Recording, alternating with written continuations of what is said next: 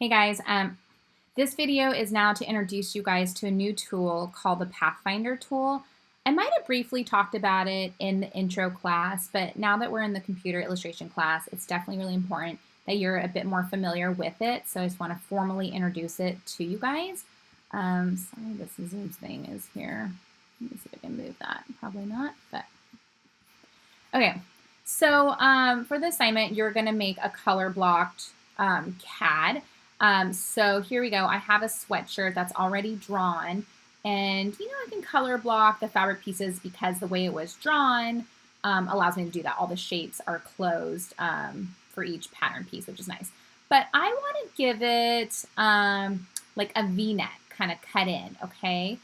So I don't want to just draw something on top of it. I actually want to chop this thing up. Okay, so we're going to use the Pathfinder tool for this assignment. So it's really important you understand how it works.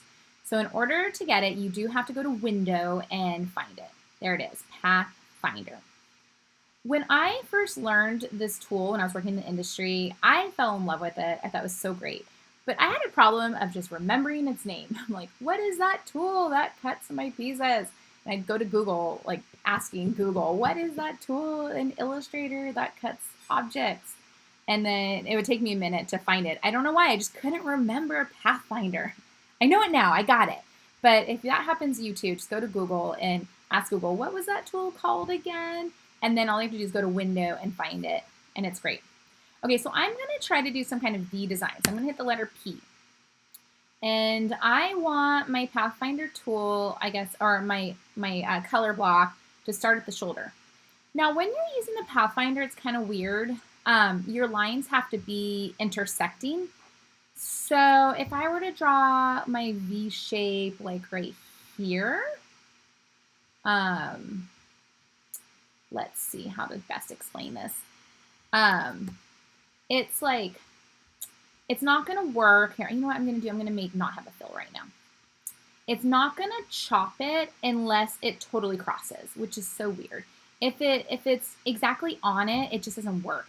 So sometimes when I use the Pathfinder tool, I just make sure my lines are crossed, like kind of a lot. I'm gonna do this again, down here. And then you can play with it exactly where you want it. Then right now my object is grouped. I'm gonna ungroup it. Command-Shift-G should ungroup it. Okay, that seems to have worked. So now I'm gonna hold Shift and select my two lines that I drew. So three things are selected, the yellow portion of my sweatshirt and my two lines. Now I can go to Pathfinder, and right here at the bottom corner, it should divide the yellow one. Cool, so it did it. And what it also did, it automatically grouped it.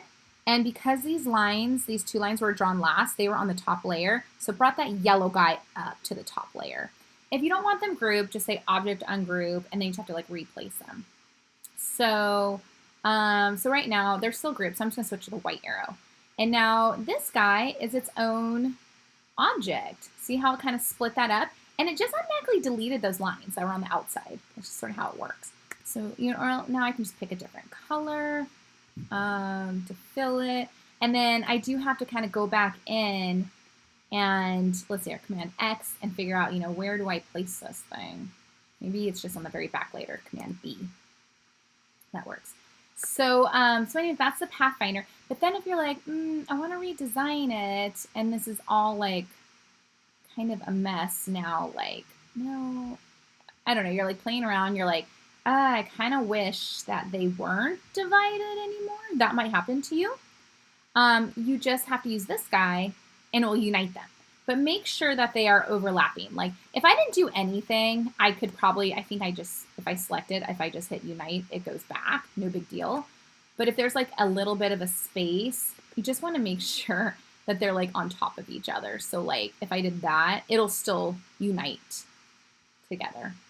So anyways, play with those two. They're gonna be really handy for this particular assignment. They're also a really cool trick for a lot of other stuff that I'll probably talk about later, but I want to make sure that you all have some experience using the Pathfinder tool, and this is the assignment to do it. And then we'll use this tool later down the line as well. Let me know if you guys have any questions, and I hope you enjoy it.